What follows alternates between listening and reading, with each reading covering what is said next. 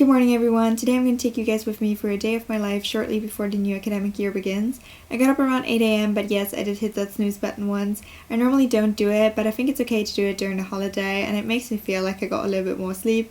Though that's really not true because I can't really fall asleep in those 10 minutes.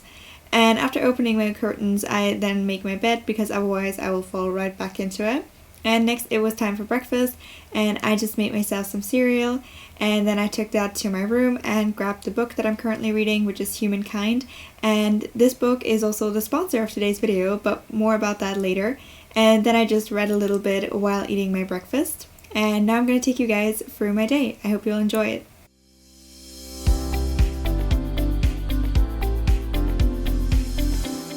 Good morning everyone! Today I'm going to prepare for the new academic year, and so I thought I'd take you guys with me for a day to show you how I prepare for a new semester or a new academic year. Of course I already have a to-do list written, and these are the things that I do before every new academic year.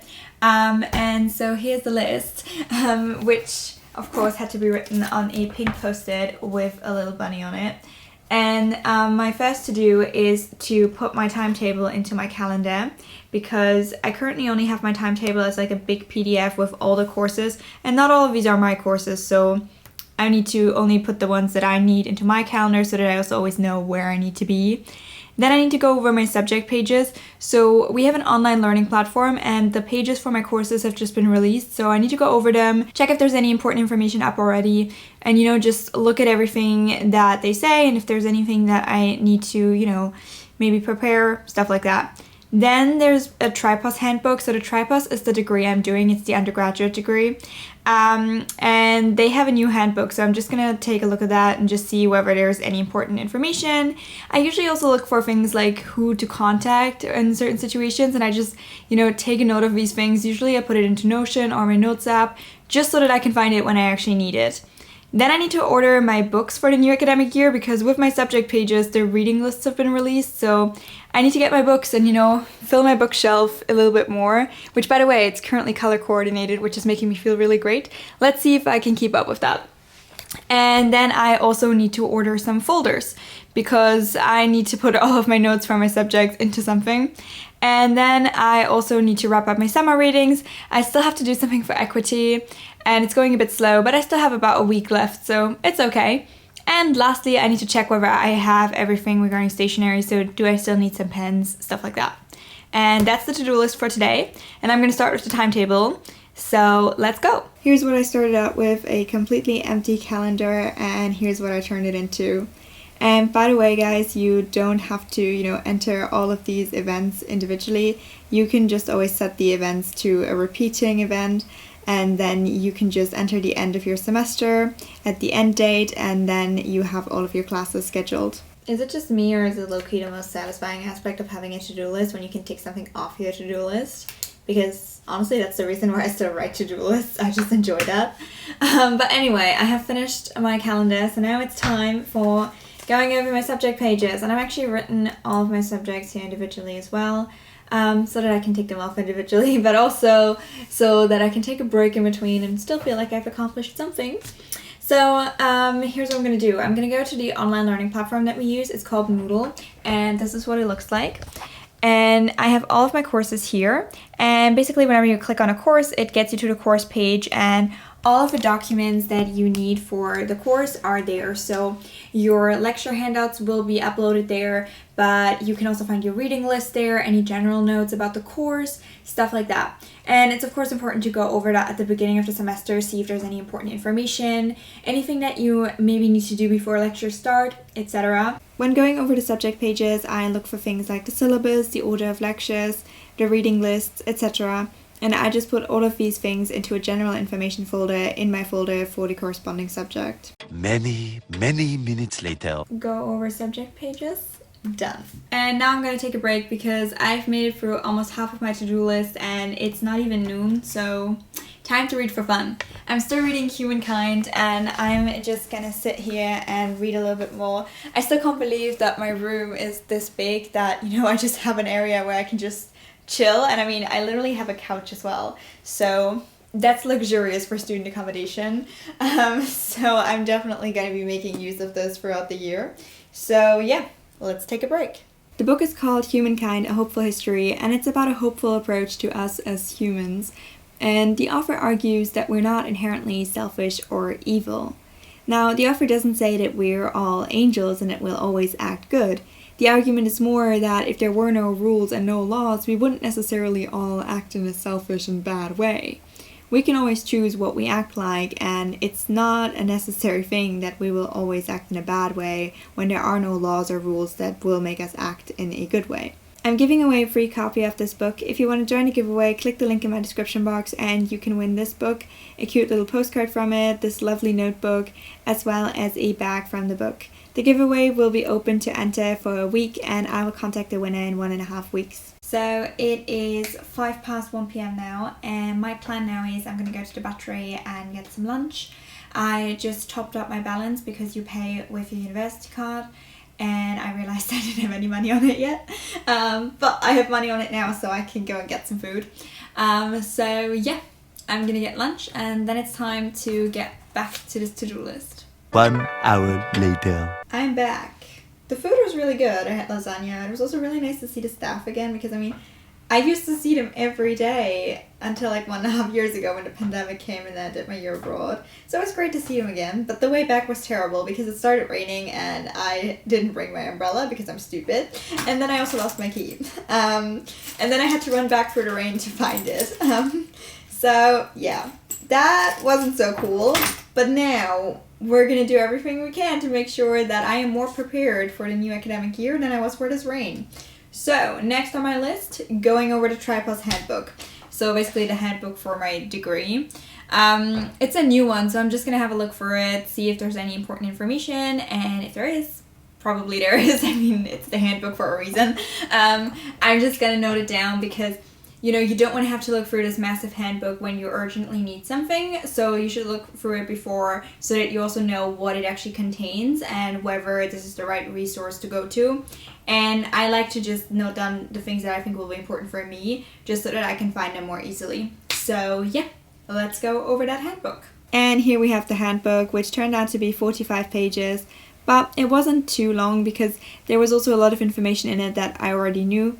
But especially things regarding the pandemic and, you know, the new rules that are in place for that, I had to look at that because I wasn't at Cambridge since the pandemic started, and so I didn't know about the new rules. Going over the Tripos handbook, check.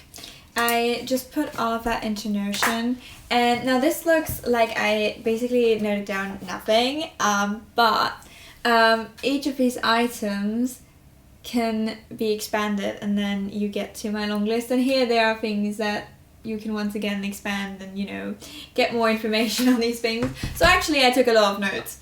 It just looks small because I'm just trying to have like bigger categories so that when I go to this I know where I need to look and I don't have to, you know, sort through like a million different things at once. So I find it more useful to have this like quick overview of 4 key topics that I thought were important for me, and if there's anything within these topics that I need, then I can look into what I noted down there.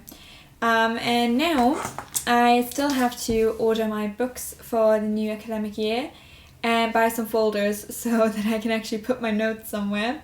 And I need to check on my stationery. I already looked at like what I have here on my desk, which honestly is enough for me. And I brought a massive amount of highlighters. Like, I need to use these first, so I don't think I'm in need of anything right now. So it's just books and folders that I need to buy, and then it's time to get to my summer reading list. So let's do the books and folders first, and then it's time for some academic reading. 20 minutes later. And all my books are ordered, and so are my folders. I thought I would have to order more books, but I think the reason for why the list was smaller than what I thought it would be is that I decided to not order my equity textbooks yet, because the reading list for equity was ridiculously long, and it was just clear that you would not be reading all of these textbooks. I think there were like 10 to 15 on there. So I'm going to wait until I meet my supervisor for equity, and then I'm going to ask them which textbook they would recommend, and then I'm going to go off that recommendation. But yeah, sometimes you just have a lot of textbooks on the reading list. That's perfectly normal. Like, everybody also has a different textbook that they prefer, and so they sometimes decide to give you a lot of options. But I'm not really sure which one I would like best, so I will ask my supervisor and then I'll order it next week. And yeah, now it's break time, and then I'm gonna get to my summer reading list. So I have my book here and I'm gonna read a little bit more. I'm currently on page 204 and I really like this book a lot. I'm sponsored, yes, but I don't have to tell you that I like the book. I can give you my honest opinion on it, and honestly I would highly recommend it. I think it's a great read because it challenges assumptions that many of us have about us as humans.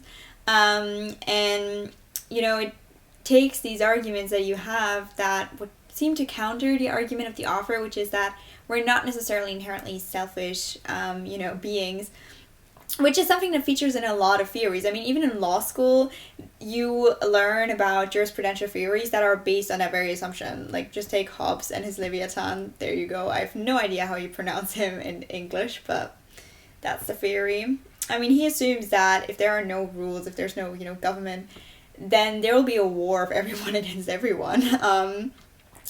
And that we need these rules, aka laws, in order not to do that. And the author, explores examples from history that show that that didn't happen. And also looks at the evidence in, for example, psychology. And I think a lot of us can think of things like, for example, the Stanford prison experiment that seem to run against the argument of the author. And honestly, when I first read about the book, I was like, that sounds a bit naive. And I was pretty skeptical. But take, for example, the example of the Stanford prison experiment.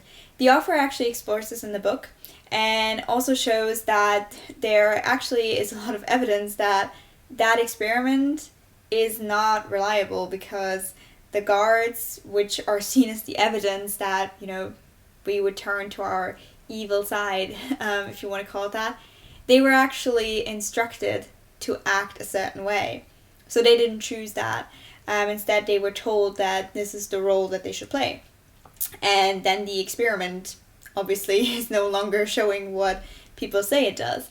And the author also pulls research that hasn't gotten the same media attention, and that honestly I had never heard about, that shows a very different conclusion.